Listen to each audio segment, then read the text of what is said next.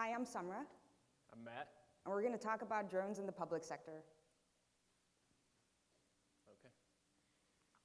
So at the height of the Cold War, satellites were the breakthrough technology for America's defense and intelligence agencies. With so little known about our adversaries in the Soviet Union, they were a critical component in the dangerous arms race. But these primitive satellites had a huge design flaw. So to relay their observations back from space, they had to eject a canister of undeveloped film from space back to Earth, as you can see in the image. The US was left with the difficult task of intercepting these canisters of undeveloped film in midair. Now, as you might imagine, this was a very difficult task, and it failed over a third of the time. This cost the program dearly and left a dangerous blind spot for America. However, by 1976, NASA engineers and Air Force engineers came up with a breakthrough technology that allowed them to digitally transmit images from space back to Earth. This new technology was the digital camera. It's safe to guess that almost everyone in the audience right now probably has this technology in your pocket, and some of you, like this gentleman, are using it as we speak.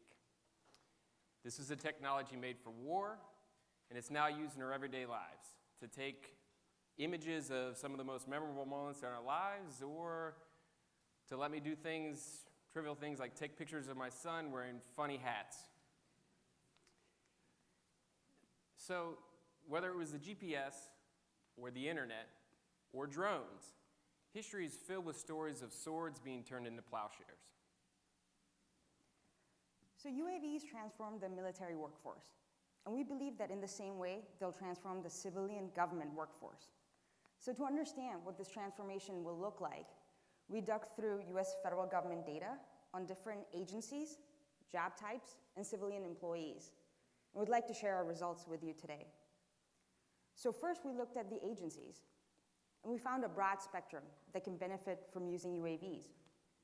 On one hand, there's the US Forest Service that can use UAVs to map millions of acres of land. On the other hand, there's the Army Corps of Engineers that will use UAVs to inspect and monitor our nation's critical infrastructure. Second, we looked at the different job types, and we identified 126 different federal job types that can benefit from using UAVs. These jobs have surveying, monitoring, inspection, and aviation support as critical components. Take, for example, a government scientist who can use this technology to track a plant pathogen and save our crops. So think about the work that you do. What kind of technologies will be developed by the technologies you're developing? What kind of jobs will be developed in the public sector? So we also looked at the users, because the users are going to drive a lot of this technology, what problems they're solving with it, how they interface with it. So we looked at the federal government users. And of the 2 million civilian federal employees, unfortunately many of which are out of work right now, we forecast that over 20% of these civilian employees will be able to use drones in their day-to-day jobs to meet their mission. So we looked at where they do their work, who they are, and where are they in their career. So here are a few quick highlights. We found that of the 430,000 potential users, over half of them are located in just 10 states. Now, as you can see here, fortunately, these states are highly aligned with our nation's technology corridors and pockets of the unmanned systems industry. And this alignment is going to be key towards keeping up with federal demand and mapping skills to problems. Next, we looked at where they are in their careers. Now, over a third of these potential users are baby boomers. Now, as we all know, there's a big upcoming baby boomer retirement, or at least my father would hope so. And there's going to be a considerable skills gap in the federal government. Now, this presents an opportunity to the millennials in government that are looking to build a career. Now, us millennials get slammed in the press every day, but we're fantastic adopters of technology, and we expect it to be part of our daily jobs. So this presents a great opportunity for them. Our clients come to us every day and say, how can we attract a younger talent pool to government? Perhaps this is a start. And then finally, we looked at who's doing this work. And what we found was interesting. Over half of these jobs are high-skilled professional jobs, jobs making over $70,000 a year.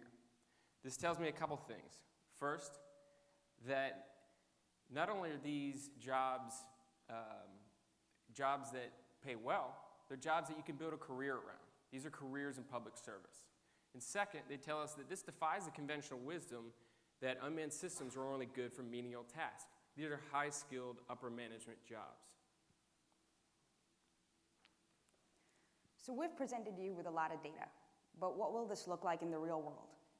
So imagine for a moment that a Category 5 hurricane is about to hit the coast of Florida. The US government deploys a drone right into the eye of the storm. The drone's then able to take images and relay them back to first responders on the ground, who use these images to map out their response strategy and save lives. This technology is already available today. NASA has recently converted Global Hawks into what they call hurricane hunters. Or imagine a safety inspector monitoring pipelines, oil pipelines in Alaska. From the comfort of her desk, she's able to detect oil leaks and prevent disasters, all while enjoying her morning cup of coffee. Energy companies are already using this technology to monitor and inspect their large assets.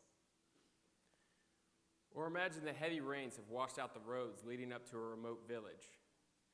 Without roads, they're cut off from society and they're cut off from help. However, responders were able to route resources and medical aids by drone. This all sounds like wishful thinking, but this type of technology is already being developed by groups like Matternet and the MIT Gates team, who's here today. So just like those NASA engineers who developed the digital camera, it's those of you in the room today that are going to be the driving force behind using unmanned systems to solve our toughest problems. As you see in the news every day, the government needs you. They need your ideas, they need your entrepreneurship, and they need your energy to solve tough problems. So we'll leave you with one simple question to think about throughout the conference.